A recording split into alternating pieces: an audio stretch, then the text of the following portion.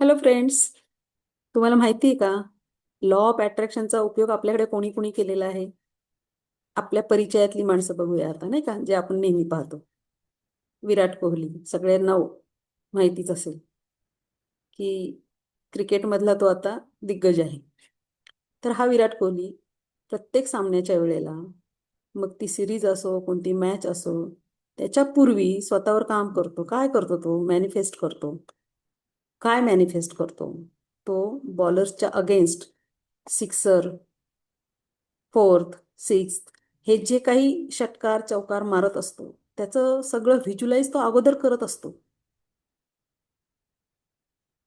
खरं नाही वाटत ना, पण हे सत्य आहे. कधीतरी विराट कोहलीची मुलाखत आहे का? त्याने अगदी स्पष्टपणे सांगितलेलं आहे की मी माझी प्रत्येक मॅच मी अगोदर माझ्या मनात खेळून झालेली असते आणि त्याच्या जोरावर यश मिळणं त्याला अगदी सोपं जातं. आणि प्रत्येक शॉट मारताना तो व्हिज्युलाइज करत असतो. तर आणि एवढंच नाहीये, रणवीर सिंग माहिती असेलच, चित्रपटसृष्टीतला रणवीर सिंग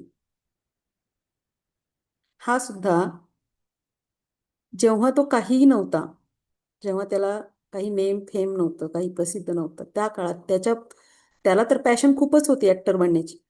पण त्याच्या बहिणीने त्याला वाढदिवसाला गिफ्ट दिलं होतं.